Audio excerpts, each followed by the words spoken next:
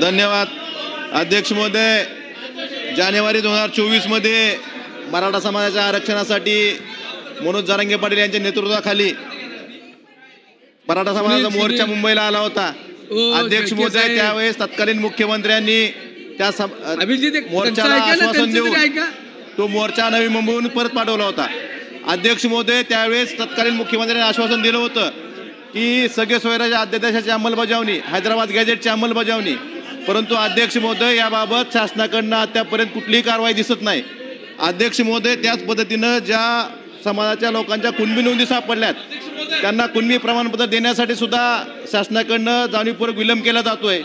त्याच पद्धतीनं अध्यक्ष महोदय, कुणबी प्रमाणपत्राच्या वैधता प्रमाणपत्रासाठी सुद्धा जाणीवपूर्वक अडथळा शासनाकडनं काही अधिकाऱ्याकडनं विलंब आणि अडथळा केला जातो. त्यामुळे विद्यार्थ्यांचं खूप मोठ्या प्रमाणात नुकसान होतंय. अध्यक्ष महोदय, मला औचित्याच्या मुद्द्यावर एवढंच सांगायचं आहे की मराठा समाजाचा परत एकदा मोर्चा आपल्या मागण्यासाठी मनोज जरांगे पाटील यांच्या नेतृत्वाखाली 29 ऑगस्टला मुंबईला येतोय. तर त्या समाजाला जी आश्वासनं सरकारच्या वतीने आधी दिली होती त्या आश्वासनाची पूर्तता करावी एवढीच विनंती औचित्याच्या मुद्द्याद्वारे मला सरकारला करायची.